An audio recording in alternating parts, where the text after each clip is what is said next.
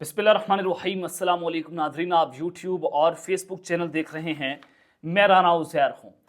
नाज़रीन, कुछ अहम तरीन अपडेट से लेकर आपकी खिदमत में हाजिर हुआ हूँ, क्योंकि आम तौर पर ज़ाहिर है हमारा मीडिया तो कंट्रोल्ड है और आप वहाँ पर वही खबर चला सकते हैं जो पीछे से आपको बताई जाएगी, जो फीड होगी और जो ISPR कहेगा और वो पाकिस्तान की मेन स्ट्रीम मीडिया पर खबर चला दी जाएगी। तो कुछ आज ऐसी खबर मैं आपके सामने ब्रेक करने जा रहा हूँ और इंतहाई जिम्मेदार जराए से मैं आपके सामने हूबहू वही खबर रखूंगा जो एक दो रात पहले पाकिस्तान में एक आला बिल्डिंग पर GHQ में जनाब वो एक जो है वो एक हंगामी तौर पर एक अहम तरीन मुलाकात हुई है और उस मुलाकात ने थरथल्ली मचा के रखती है और वज़ीर आज़म हाउस तक उस मुलाकात का शोर गया है। शहबाज शरीफ साहब की मंजी ठोक दिया, नवाज शरीफ की मंजी ठोक दिया। हुआ क्या जनाब कि एक खुफिया जहाज जो है वो एक फौजी एयर बेस पर उतरता है।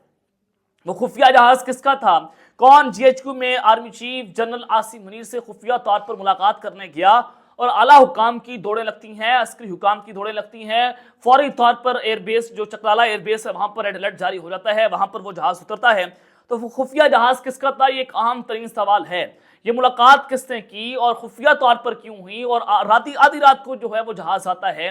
वज़ीर आज़म हाउस मुल्क का जो है वो शहबाज शरीफ साहब वहाँ से जो है वो उनको नहीं पता कि कौन मुल्क में आ गया, कौन मुल्क से चला गया। यहाँ पर जनाब तमाम तर इदारे खामोश थे, लेकिन अचानक से वो मुलाकात हो जाती है। उस हवाले से अहम तरीन तफसीलात मैं आपके सामने ब्रेक करने जा रहा हूँ कि आइंदा कुछ रोज़ के अंदर कुछ अहम तरीन डेवलपमेंट्स होने जा रही हैं और ये पॉलिटिकल लैंडस्केप जो है मुकम्मल तौर पर तब्दील हो चुका है और नवाज शरीफ की भी मंजी ठुक गई है। ये बड़ी अहम तरीन तफसीलात हैं, लेकिन अगर आपने चैनल को सब्सक्राइब नहीं किया, चैनल को लाजमी सब्सक्राइब कर लें, बेल आइकन को दबा दें। आने वाली तमाम तरह अपडेट्स आपकी खिदमत में बर वक्त पेश होती रहें। नाज़रीन, सबसे पहले नवाज शरीफ साहब की मंजी किस तरह से ठुकी है इस पर बात कर लेते हैं कि इस वक्त लतीफ़ खोसा साहब पाकिस्तान तहरीक इंसाफ के रहनुमा, इमरान खान और बुशरा बीबी के वकील और MNA जो हैं वो मुंतखब हो चुके हैं। तो उन्होंने एक अहम तरीन बात की। उन्होंने कहा कि आर्मी चीफ अगर सियासत करते हैं तो इमरान खान उनके खिलाफ बात न करें तो किसके खिलाफ करें। यानी कि खुलकर पाकिस्तान तहरीक इंसाफ आजकल अपने इलामिये पर एजेंसीज को भी टारगेट कर रही है। ISI का नाम लिया जा रहा है, आर्मी चीफ का नाम इमरान खान सब खुलकर ले रहे हैं कि अगर बुशरा बीबी को कुछ हो गया, मुझे कुछ हो गया, तो उसके army chief general Asim Munir इसके जिम्मेदार होंगे। अडाला जेल में वो ऐसी ऐसी बातें कर रहे हैं कि आपके होश ठिकाने आ जाएं कि एक कैदी आपने उसको जेल के अंदर डाल दिया और जेल में क्यों डाला? वो सियासी कैदी है, आपको पता है कि उसकी जमानबंदी करनी थी, उसको जेल में डालकर उसको तोड़ना था, डील कर रही थी, सरेंडर करवाना था, माफी मंगवानी थी। लेकिन खान साहब ने कहा कि ये इनका अधूरा ख्वाब रह जाएगा कि इमरान खान सरेंडर कर लेगा। तो ये एक बड़ी दिलचस्प किस्म की सूरत हाल बन गई।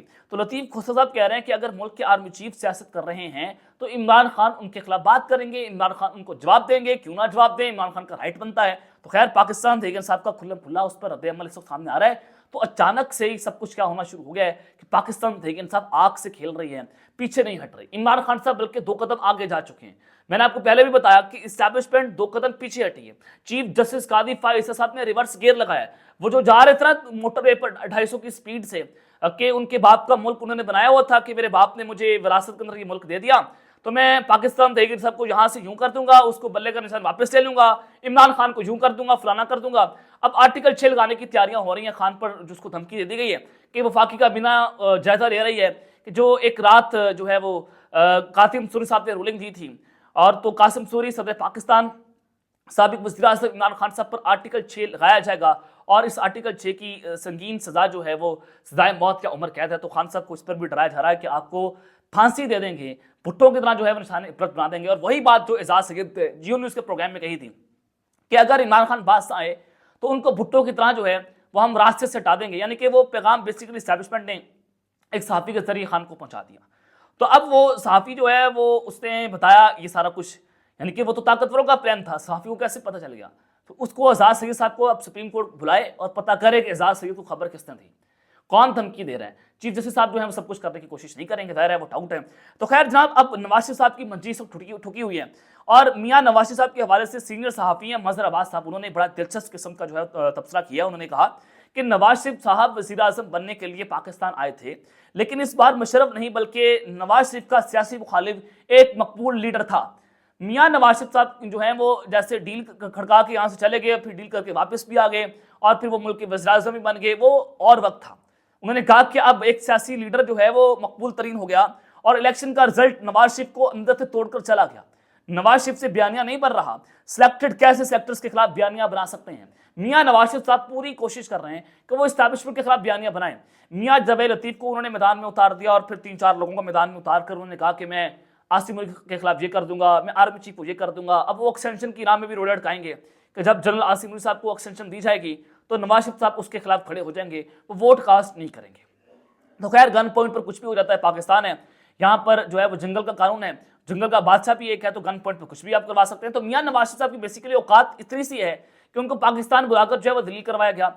और फिर जनाब अब उनकी मंजी जो है वो सब ठुकी हुई है कि जनाब उन्हीं के सेनेटर इरफान सदीकी साहब जो है वो भी बात कर रहे हैं कि ये वो बात मैं आपको बता रहा हूँ जो नवाज शरीफ साहब ने हमें कहने से रोका था। तो खैर मैं आपको बता देता हूँ। अब बात क्या है? बात यह है कि उन्होंने कहा कि मियां नवाज शरीफ साहब को तो कहा जा रहा था कि आप असम बन जाए, और उन्होंने बनने से इनकार कर दिया। यानी कि ये कोई ऐसी खुफिया बात तो नहीं है कि नवाज शरीफ साहब ने बताने से इनकार कर दिया, उन्होंने कहा कि आपने ये नहीं करनी, फलाना नहीं बात करनी। यानी कि जो हम बचपन में किया करते थे कि आप वादा कर हमने ये बात तू किसी को नहीं बताएगा, और फिर यही बात नवाज शरीफ साहब ने कर दी कि वादा कर तू ये बात जो है वो किसी को नहीं बताएगा। तो ये बात है कि मैं तो वज़ीर-ए-आज़म जो है वो खुद नहीं बना। तो खैर आपने देख लिया कि नून लीग ने पूरे का पूरा निजाम हाईजैक कर लिया जनाब। इन्होंने अपनी पतलूनें गिराकर नीचे उतार दी। दुनिया जहान की सपोर्ट उनके साथ थी, हर बंदे को उन्होंने अपने साथ मिला लिया। एस्टैब्लिशमेंट से डीलें इन लोगों ने खड़काई।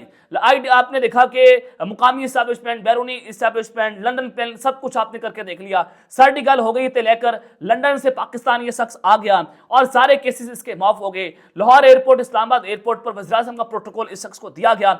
हेलीकॉप्टर से जनाब इनको जलसागाह पहुंचाया गया, वहां पर कबूतर उड़ा दिए इन्होंने, और कबूतर उड़ाकर वहां से जनाब वो भी फरार हो गए। अब अवाम इनके साथ नहीं खड़ी हुई। बेसिकली मकसद यह है कि खान ने जनाब इनकी मंजी ठोक के रख दी है। जिस तरह से कहते हैं ना कि पूरी जनाब बड़ी तसल्ली से खान साहब ने इनकी सियासत को तबाह करके रख दिया है, तो कहना गलत नहीं होगा। तो अवाम इनके साथ जब नहीं खड़ी हुई तो तोते इनके उड़ गए। अब बात यह है कि उल्टा चोर कोतवाल को डांटे कि पाकिस्तान तहरीक साहब को एक प्लान के तहत फारिग कर दिया। लंदन प्लान था, आप सबको पता है। और ये वही राणा सनाउल्लाह है जो आज बड़ी बड़ी जो है वो कानून के भाषण दे रहा है। यही राणा सनाउल्लाह जो है इमरान खान को धमकियां देता था, कत्ल करने की धमकी शख्स ने दी। पाकिस्तान तहरीक इंसाफ के खिलाफ हकीम राणा सनाउल्लाह का नाम बताते रहे कि हकीम है, वो ये कर देगा, वो फलाना कर देगा, वो आपको ऐसे मार देगा, वो ऐसे मार देगा। बड़ी बड़ी धमकियां जो हैं वो ये शख्स देता रहा राणा सनाउल्लाह साहब। तो जनाब आपने देखा कि 17 सीटों वाली जो जमात है उसका वज़ीर-ए-आज़म पाकिस्तान के ऊपर मुसल्लत हो गया। अब मुसल्लत कैसे हुआ? गेट नंबर 4 से लटक कर इन्होंने ढीलें की, बूट चाट कर जनाब ये आर्मी जो है वो वज़ीर-ए-आज़म बन गए। अब अवाम इनको भागने नहीं दे रही। मसला ये है कि अवाम इनको भागने नहीं दे रही और ये भाग रहे हैं उल्टे पांव भाग रहे हैं कि जनाब हम हुकूमत छोड़कर चले जाएंगे, हमसे हुकूमत नहीं चल रही, अवाम हमसे जनाब उम्मीदें ना लगाए। यानी कि अब ये सूरत हाल है, हुकूमत की सूरत हाल मैं आपको बता रहा हूँ। तो अब ये बात कर रहे हैं कि मियां नवाज शरीफ को तो हुकूमत मिल रही थी लेकिन वो हुकूमत नहीं ले रहे। अब आप यहां से अंदाजा लगा लें कि हालात अंदर खाते बड़े खराब हो गए हैं। तो खैर जनाब अब जो मामला है कि एक रात आज से 2 दिन पहले जो है वो सऊदी वफद पाकिस्तान में मौजूद था।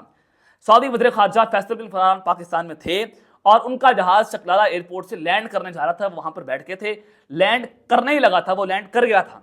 तो एक जहाज पाकिस्तान की हदूद में दाखिल होता है, एक जहाज पाकिस्तान की हदूद से बाहर जाता है और एक जहाज पाकिस्तान की हदूद के अंदर जहां दाखिल हो जाता है और फौरी तौर पर चकलाला एयरपोर्ट पर रेड अलर्ट जो है वो जारी कर दिया जाता है। अस्करी हुकाम की दौड़ें लगती हैं, वो वहां पर तेजी से पहुंचते हैं और उनको वो जो जहाज है ना उसको जनाब ये बड़ी हाई सिक्योरिटी के अंदर उतारते हैं। अब कौन सी ऐसी शख्सियत थी, आप सोच रहे होंगे कि उसको जो है हाई सिक्योरिटी में उतारा गया और फौरी तौर पर वो आर्मी चीफ से जो है मुलाकात करते हैं। उसमें से एक अहम शख्सियत बरामद होती है जिनको फौरी तौर पर आर्मी चीफ से मुलाकात के लिए जनाब भेजा जाता है। ये वफद जो है वो रात की तारीकी में आता है, रात की तारीकी में पाकिस्तान उतरता है। खुफिया मुलाकात आर्मी चीफ से होती है, उसने किसी प्राइम मिनिस्टर से मुलाकात नहीं की, किसी हमारे मुल्क के वज़ीर-ए-आज़म को, वज़ीर ख़ारजा को, वज़ीर दाखिला को ये नहीं पता था कि ये शख्सियत यहाँ पर आई है। ना उसने किसी जरदारी साहब से मुलाकात की, ना किसी सदर से जो है उन्होंने मुलाकात की। सिर्फ मुलाकात हुई है जनाब चीफ ऑफ आर्मी स्टाफ से और मुलाकात के बाद तकरीबन वो चंद घंटे के ऊपर वो मुलाकात थी, 1-2 घंटे की मुलाकात थी। मुलाकात के फौरी बाद जनाब वो त्यारा जो है पाकिस्तान की हदूद से बाहर चला जाता है फौरी तौर पर उसी रात की तारीकी के अंदर। अब उसमें जनाब कौन सी ऐसी शख्सियत आई थी जो है वो जनाब ये सारा कुछ कर गई है। ये सऊदी अरब से दूसरा त्यारा पाकिस्तान आया था। एक त्यारा पाकिस्तान के दूध से बाहर जाता है और एक त्यारा पाकिस्तान की दूध में जनाब दाखिल होता है। ये सऊदी अरब से ही दूसरा त्यारा पाकिस्तान आया था। अब इसकी वजह आपको मैं बता देता हूं कि शेर अफजल मरवत साहब ने एक बयान दिया कि सऊदी अरब भी रजीम चेंज ऑपरेशन के अंदर मुलव्विस था और उससे पाकिस्तान तहरीक इंसाफ ने लाताल्लुकी कर दिया। खान साहब ने भी कह दिया कि जनाब ये बयान ऐसा नहीं है, सऊदी अरब जो है उसने हमारे रजीम ऑपरेशन में कोई अहम किरदार अदा नहीं किया। अगर वो सब कुछ होता तो मेरे कहने के बगैर ही मोहम्मद बिन सलमान ने मेरे दौर में 2 से 3 अरब डॉलर जो है वो डिपॉजिट करवा दिए। जनाब सी पैक में जो है वो ऑयल रिफाइनरी ग्वादर में लगाने का इन्होंने ऐलान भी कर दिया। सऊदी अरब बड़ी बड़ी सरमायाकारी पाकिस्तान कर रहा था। अब मैं आपको बताना चाहता हूँ कि एक जानब तो ईरान और इसराइल की टेंशन है। मैंने आपको बताया था कि अब सऊदी अरब जो है पाकिस्तान में ये दबाव डाल रहा है कि आप इसराइल को तस्लीम कर लें, आप अपने टाइज जो है उसको बहाल कर लें। मैंने आपको बताया कि आर्मी चीफ एक दौरा करके जो है वो सऊदी अरब को करके आए, फिर शहबाज शरीफ साहब उमरा करने वहां पर जाते हैं, मोहम्मद बिन सलमान से मुलाकात करते हैं, फिर सऊदी वफद फौरी तौर पर पाकिस्तान आता है और जैसे वो जाते हैं तो एक और प्यारा नया पाकिस्तान आ जाता है और वो सऊदी डिफेंस मिनिस्टर हैं मेजर जनरल तलाल बिन अब्दुल्ला, वो रात की तारीखी में पाकिस्तान आते हैं। चौथा ये राब्ता हो गया। और फिर अब से 2 दिन के बाद ये आर्मी चीफ से मुलाकात उनकी हुई है। अब से 2 दिन के बाद जो है वो शहबाज शरीफ साहब सऊदी अरब रवाना हो जाएंगे। जनाब ये मामला है ईरान और इजराइल की टेंशन से जुड़ा हुआ, यानी कि सऊदी अरब मोहम्मद बिन सलमान अपनी वाज़ेह पॉलिसी दे चुके हैं कि वो ईरान के साथ नहीं खड़े इस जंग के अंदर, वो इजराइल के साथ खड़े हैं, वो इजराइल को तस्लीम करने जा रहे हैं। अब पाकिस्तान के ऊपर भी दबाव है। अमेरिका और जो इजराइल है वो सऊदी अरब के जरिए और यूएई के जरिए पाकिस्तान के ऊपर ये दबाव डाल रहे हैं कि आप पाकिस्तान से इजराइल को तस्लीम करवा लें। अब ये हमारे ऊपर दबाव है, धमकी भी ये दी जा रही है सऊदी अरब की जानिब से कि हम 25 अरब डॉलर की सरमायाकारी नहीं करेंगे, हम PIA नहीं खरीदेंगे, हम ये नहीं करेंगे, हम फलां नहीं करेंगे, आप इजराइल को तस्लीम कर लें। ये इस वक्त बड़ी जनाब हंगामी किस्म की सूरत हाल बनी हुई है। तो शहबाज शरीफ साहब जो है वो आप इजराइल को सऊदी अरब को जो है वो दौरा करने जा रहे हैं 1-2 दिन के बाद, और फिर आप हंगामी सूरत हाल है जनाब, रेड अलर्ट जारी है पाकिस्तान में।